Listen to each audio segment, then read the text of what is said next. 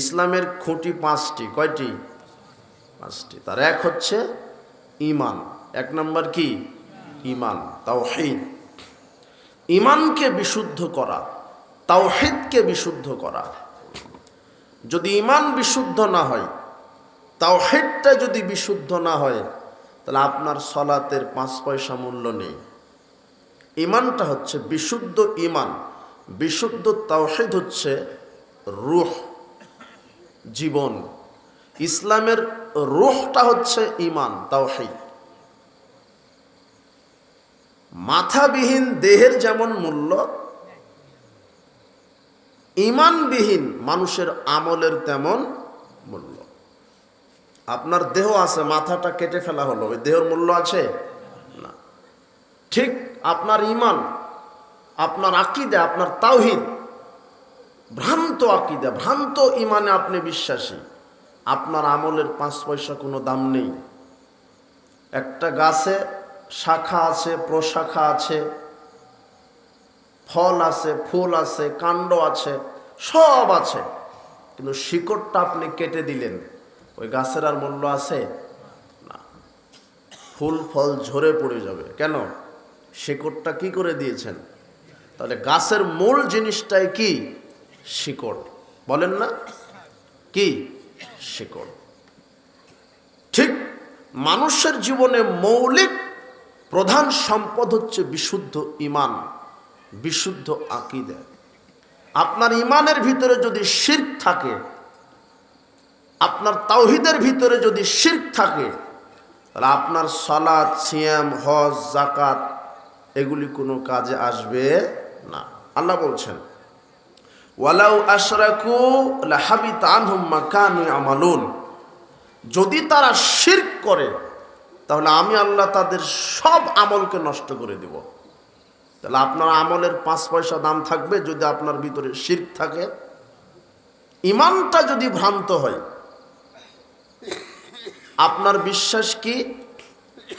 যে তাবিজ ঝুলালে হাতে, কোমরে, গলায় রোগ ভালো হয়, এটা আপনার বিশ্বাস। অথচ ঈমান, এই বিশ্বাসটা হলো পচা বিশ্বাস, পচা ঈমান। এটা আপনি তাবিজ হাতে কোমরে ঝুলিয়ে তাহাজ্জুদে দাঁড়িয়েছেন, 5 ওয়াক্ত সালাত আদায় করেন, হজ করেছেন কয়েকবার, অথচ তাবিজের ওপরে আপনার আকীদা যে তাবিজ আমার রোগ ভালো করে দিতে পারে, আপনার হজ, তাহাজ্জুদ, সালাত, সিয়ামের কোনো মূল্য নাই।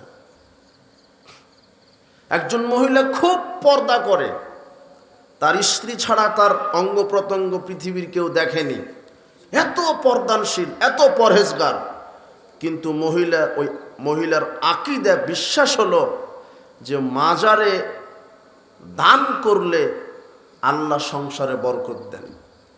মাজারে দান করলে আল্লাহ কি দেন? বরকত দেন। মাজারে দান করলে পাপ ক্ষমা হয়। পীরের ফু দেওয়া পানি খেলে, পীরের পুকুর থেকে পানি খেলে পেটে বাচ্চা চলে আসে। নারী কিন্তু পর্দানশীল, কিন্তু তার বিশ্বাসটা কি? ঈমানটা কি? ভ্রান্ত ঈমান। ওই নারীর পর্দার কোনো মূল্য আছে? নাই। তাহলে ইসলামের খুঁটি 5টি। তার প্রথম হচ্ছে ঈমান, তাওহীদ। আশহাদু আল্লা ইলাহা ইল্লাল্লাহ, আমি সাক্ষ্য দিচ্ছি আল্লাহ ছাড়া প্রকৃত কোনো মাবুদ নেই। আল্লাহ ছাড়া প্রকৃত কোনো আইনদাতা নেই, বিধানদাতা নেই, রাজ্জাক নেই, খালেক নাই, মালিক নাই, কোনো সুপারিশের এখতিয়ার কারো নাই, পাপ ক্ষমাকারী কেউ নাই, সন্তান দাতা কেউ নাই, জীবনদাতা কেউ নাই, মৃত্যুদাতা কেউ নাই, আইনদাতা কেউ নাই, জান্নাত দাতা কেউ নাই, জাহান্নাম দাতা কেউ নাই, একমাত্র কে ছাড়া? আল্লাহ ছাড়া। এই ঈমানকে আগে বিশুদ্ধ করতে হবে। আপনি তাবিজটা শরীরে পেঁচিয়ে নিয়ে হজ করতে গেছেন, তাহাজ্জুদে দাঁড়িয়েছেন, আপনার ওই তাহাজ্জুদ আর হজের কোনো মূল্য নাই। তাবিজ শরীরে থাকলে ও মুসলমানই না। ও কি না? মুসলমানই না। তাবিজ ব্যবহার করা বড় শিরক, কবর পূজা বড় শিরক, মাজার পূজা বড় শিরক, পীর সাহেব কবরে জীবিত থেকে মানুষের কল্যাণ অকল্যাণ করতে পারে, এটাই আকীদা, বড় শিরক। পীর সাহেব গায়েব জানে, আকীদা বড় শিরক। দরগা খানকায় ওরসে মানত করলে পাপ ক্ষমা হয়, বালা মুসিবত দূর হয়, এটা বড় শিরক। এই আকীদায় যদি বিশ্বাসী হয়, সে ইসলাম থেকে খারিজ হয়ে গেছে, সে মুসলিম না, ওর ঈমানই নাই। আপনার যদি বিশ্বাস যে তাবিজই রোগ ভালো করতে পারে, ছাড়া কেউ ভালো করতে পারে না, তাহলে ও ব্যক্তিটা ইসলাম থেকে বের হয়ে গেছে। রাসূলের কাছে 10 জন ব্যক্তি আসলেন ইসলাম কবুল করবেন বলে। কয়জন? 10 জন। ফাবায়া তিসআতান আমসাকা 9 দিন, 9 জনকে ইসলাম কবুল করিয়ে দিলেন, আর একজনকে ইসলাম কবুল করালেন না। সাহাবীগণ বললেন, ইয়া রাসূলুল্লাহ, বায়াতা তিসআতান তারাকতা হাদা, আপনি 9 জনকে ইসলাম কবুল করিয়ে দিলেন, আর একজনের কি অপরাধ? একে কালেমা পাঠ করালেন না কেন? ইসলাম কবুল করলো না কেন? রাসূল সাল্লাল্লাহু আলাইহি ওয়াসাল্লাম তখন বললেন, ইন্না আলাইহি তামিমা, এই ব্যক্তির শরীরে তাবিজ ঝুলানো আছে। কি ঝুলানো আছে? তাবিজ। ফাআদখালা ইয়াদাহু ফাকাতাহা, লোকটা শোনার সাথে সাথে তাবিজ ছিঁড়ে ফেলিয়ে দিলেন। ফাবায়াহু, এরপরে রাসূল সাল্লাল্লাহু আলাইহি ওয়াসাল্লাম তাকে বায়াত দিলেন, ইসলাম কবুল করালেন। তারপরে রাসূল সাল্লাল্লাহু আলাইহি ওয়াসাল্লাম বললেন, মান আল্লাকা তামিমা ফাকাদ আশরাকা, যে ব্যক্তি তাবিজ ব্যবহার করলো সে আল্লাহর সাথে শিরক করলো। তাবিজ ব্যবহার করা কি? শিরক। ও তাবিজ থাকা অবস্থায় মুসলিম হতে পারেনি, আর আপনি তাবিজ হাতে গলায় ঝুলিয়ে হজ করতে গেছেন, হজ কবুল হয়েছে না। তাবিজ ঝুলিয়ে আপনি সালাতে দাঁড়িয়েছেন, আপনার আকীদাই পচা, ওই সালাতের, ওই ইবাদতের, ওই সিয়ামের, ওই পর্দার কোনো দাম নেই। ঈমানকে আগে বিশুদ্ধ করতে হবে, ঈমানকে খাঁটি করতে হবে, তাওহীদকে বিশুদ্ধ করতে হবে। একমাত্র আমি সেজদা দিব আল্লাহকে, কোনো মাজারে নয়, কোনো খানকায় নয়, কোনো পীরকে নয়, কোনো পীরের দরগার নয়, কোনো পীরের আস্তানায় নয়, কোনো কবরের দিকে নয়। আমাকে সেজদা দিতে হবে আল্লাহর সামনে। আমার মালিক, আমার রোগ ভালোকারী, আমাকে অসুস্থতা দানকারী,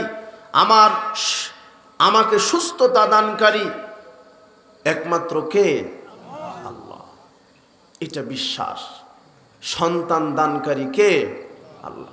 ছেলে দিতে পারেন, মেয়ে দিতে পারেন, ছেলে মেয়ে উভয় দিতে পারেন, আবার কিছুই দিতে পারেন না, কিছুই দিবেন না দিতে পারেন, একমাত্র ওই ক্ষমতা কার? কাউকে ছেলে দেন, মেয়েও দেন, কাউকে ছেলে মেয়ে উভয় দেন, কাউকে কিছুই দেন না, এই ক্ষমতা কার? আল্লাহ। এটা হচ্ছে বিশুদ্ধ আকীদা, বিশুদ্ধ ঈমান। আপনার আকীদা যদি পচা হয়, সালাত আদায়ের পূর্ব শর্ত বলছিলাম, তার 1 নম্বর শর্ত হলো মুসলিম হওয়া। কি হওয়া? মুসলিম। কিন্তু এই আকীদা যদি আপনাদের ভিতরে থাকে, তাহলে সে মুসলিম থেকে খারিজ হয়ে যাবে। কি হয়ে যাবে? খারিজ। আকীদাকে সহি করেন। সালাত আদায়ের 2 নম্বর পূর্ব শর্ত, সালাত আদায়ের প্রথম শর্ত কি বললাম? মুসলিম হওয়া। কি হওয়া? মুসলিম। আপনি তো বলবেন যে আমি তো মুসলিম, কিন্তু এমন মুসলিম আপনি, আপনার আকীদা পীর সাহেব ও সন্তান দিতে পারে ও মুসলিম। পীরের দরগায় মানত করা যায়, কবরে মানত করা যায়, মাজারে মানত করলে বালা মুসিবত দূর হয়, পাপ ক্ষমা হয়। মানুষের পাপ ক্ষমা করতে পারে কে? তওবা ক্ষমা করতে পারেন কে? আল্লাহ। তওবা কবুল করতে পারেন কে? আল্লাহ।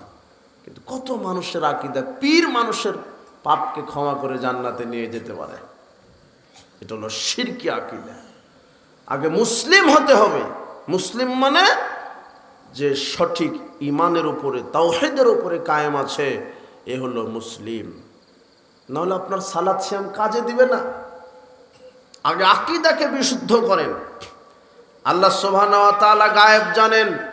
যদি আপনার আকীদা হয় পীর গায়েব জানে, পীর বহুদূরের কথা, কোন নবীরাও গায়েব জানেন না। গায়েবের চাবি কার হাতে? আল্লাহর হাতে। নবীদেরকে অতটুকুনি জানানো হয়েছে, অতটুকুনি জানেন যতটুকুন আল্লাহ জানিয়েছেন, এর বেশি জানেন না। যদি কারো আকীদা যে আল্লাহ সত্তাগতভাবে সর্বত্র বিরাজমান, এ হলো কাফের। এ কি? আল্লাহ কোথায় সমুন্নত? আরশে। এটা হলো বিশুদ্ধ আকীদা। আর রহমান আলাল আরশ ইস্তাওয়া, দয়াবান রহমান কোথায় সমুন্নত হয়েছেন? আরশে। যদি কেউ বিশ্বাস করে নবী গায়েব জানে, এ মুশরিক। যদি কেউ বিশ্বাস করে নবী মারা যাননি, এখনো জীবিত, হায়াতুন নবীতে বিশ্বাসী, এ হলো মুশরিক। যদি কেউ বিশ্বাস করে নবীকে সৃষ্টি না করলে কিছুই আল্লাহ সৃষ্টি করতো না, এ হলো মুশরিক। এর আকীদায় শিরক আছে, এই ইসলাম থেকে খারিজ হয়ে গেছে। এই আকীদার লোক নাই বাংলাদেশে?